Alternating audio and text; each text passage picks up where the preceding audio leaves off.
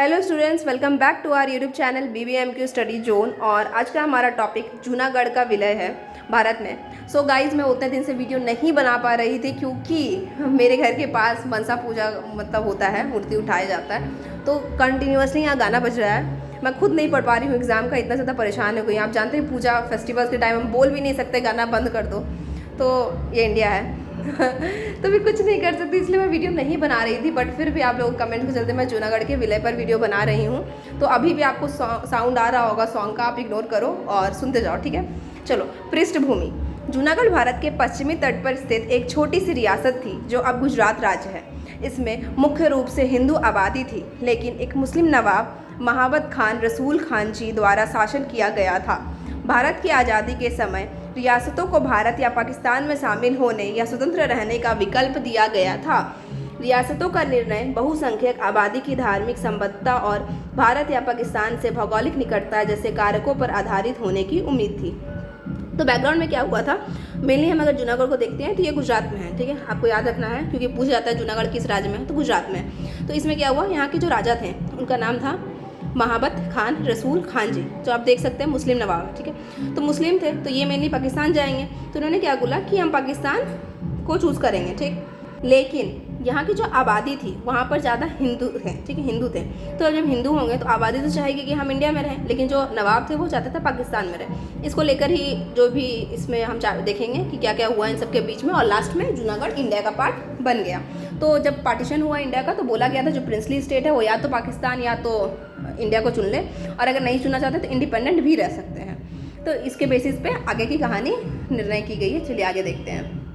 नवाब का पाकिस्तान में विलय का निर्णय। अगस्त 1947 में जैसे ही भारत ने स्वतंत्रता हासिल की और विभाजन की प्रक्रिया शुरू की, नवाब महाबत खान ने जूनागढ़ के पाकिस्तान में विलय की घोषणा की। राज्य की सीमाओं के भीतर मुख्य रूप से हिंदू आबादी होने के कारण इस निर्णय को संदेह और चिंता का सामना करना पड़ा। हिंदू बहुमत के बावजूद पाकिस्तान में शामिल होने के नवाब के फैसले ने रियासत की एकता के लिए चुनौती पेश की और उनकी पसंद की वैधता पर सवाल उठाए। बढ़ता असंतोष और विद्रोह। जब लोग असंतोष हो जाएंगे तो विद्रोह पक्का बढ़ेगा, तो विद्रोह होना चालू हो गया। नवाब की घोषणा को जूनागढ़ के भीतर व्यापक असंतोष का सामना करना पड़ा। दीवान प्रधानमंत्री सर शाह नवाज भुट्टो ने नेतृत्व में आबादी ने नवाब के फैसले के प्रति कड़ा विरोध व्यक्त किया। बहुसंख्यक हिंदू आबादी को लगा कि उनके धार्मिक और सांस्कृतिक जुड़ाव की उपेक्षा की जा रही है। जूनागढ़ को भारत में शामिल करने की मांग को लेकर राज्य भर में विरोध और प्रदर्शन शुरू हो गए।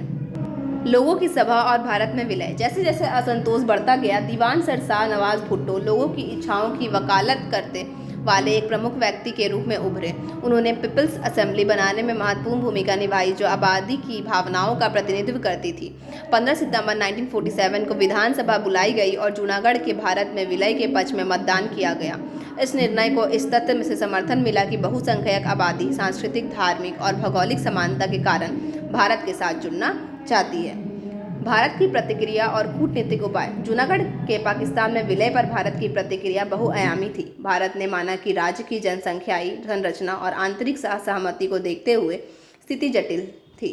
पाकिस्तान के साथ कूटनीति बातचीत शुरू हुई। भारत ने इस बात पर जोर दिया कि राज्य के भविष्य का निर्धारण करने में लोगों की इच्छा का सम्मान किया जाना चाहिए।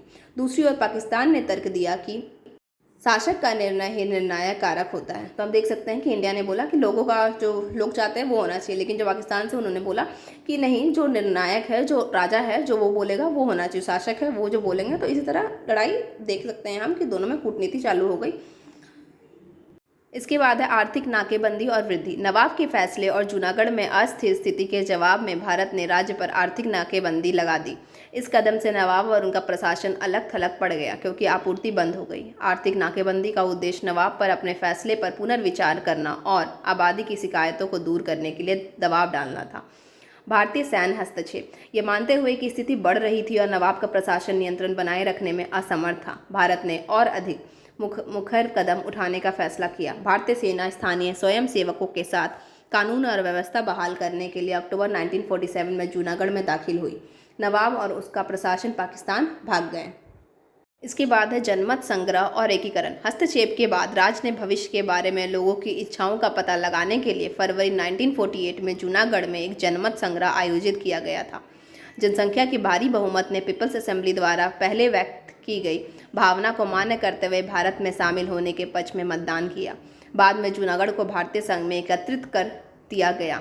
निहितार्थ और विरासत। जूनागढ़ के विलय पर एक स्वतंत्र भारत का व्यापक प्रभाव पड़ा। इसने लोगों की इच्छाओं का सम्मान करने और यह सुनिश्चित करने के लिए भारत की प्रतिबद्धता को प्रदर्शित किया कि विलय के संबंध में निर्णय आबादी के परामर्श से किए गए थे। राजनयिक वार्ता, आर्थिक उपायों और सैन्य हस्तक्षेप के उपयोग ने स्वतंत्रता के बाद के युग में रियासतों के विलय के जटिल मुद्दे को संबोधित करने के लिए भारत को दृढ़ संकल्प को उजागर किया। जूनागढ़ की घटनाओं ने इस बात के लिए भी एक मिसाल कायम की कि भारत ने अन्य रियासतों के साथ इसी तरह की स्थितियों को कैसे संभाला, जिसमें जम्मू और कश्मीर का अधिक जटिल मुद्दा भी शामिल था। विलय ने अपनी क्षेत्रीय अखंडता पर जोर देने और इस सिद्धांत को बनाए रखने की भारत की इच्छा को रेखांकित किया कि शासक का निर्णय बहुसंख्यक आबादी की आकांक्षाओं के अनुरूप होना चाहिए। निष्कर्षतः जूनागढ़ रियासत का भारत में विलय देश की आज़ादी के शुरुआती वर्षों में एक महत्वपूर्ण क्षण था। इसने लोकतांत्रिक मूल्यों, कानून के शासन और लोगों के अपने भाग्य का निर्धारण करने के अधिकारों के प्रति भारत की प्रतिबद्धता को प्रदर्शित किया। इस प्रकरण ने औपनिवेशिक युग के बाद राष्ट्र निर्माण की चुनौतियों और विजयों को उजागर करते हुए रियासतों के भीतर विविध और अक्सर भिन्न पहचानों को संबोधित करते की जटिलताओं को रेखांकित किया। सो यही था टॉपिक गाइस पूरा, और ये आएगा भी तो शॉर्ट में आएगा, आपको चिंता करने की ज़रूरत नहीं है। हैदराबाद, कश्मीर और जूनागढ़ जो है वो शॉर्ट में आएगा लिखने के लिए, लॉन्ग में नहीं आएगा। और लॉन्ग में अगर आया भी तो तीनों के बारे में लिखने आएगा, ठीक। तो आप शॉर्ट के बेसिस पे करके जाओ। लॉन्ग में तो और भी बहुत सारे क्वेश्चन रहते हैं, आप उसमें वो लिख के आना, जितने भी वॉर्स हैं, ठीक है। इंडो चाइना वार, फिर पाकिस्तान के साथ 2 युद्ध हुए हैं, उसके बारे में लिखना। सो आई होप आपको वीडियो अच्छा लगा होगा। Please subscribe my channel if you have not subscribe yet. चलिए, थैंक यू। और एग्ज़ाम के लिए अच्छे से पढ़ना, और मैं एक वीडियो और डाल दूँगी कि एग्ज़ाम में आपको कैसे लिखना है, क्योंकि बहुत सारे कमेंट्स आते हैं कि मैम इस तरह से लिखना है, ऊपर हेडिंग क्या लिखना है। तो मैं डाल दूँगी वीडियो, आप मेरे साथ जुड़े रहो और नोटिफिकेशन ऑन कर लो ताकि आपको आता रहे सारा नोटिफिकेशन, पता चलते रहे क्या क्या मैं वीडियोज़ डाल रही हूँ। Thank you. चलिए।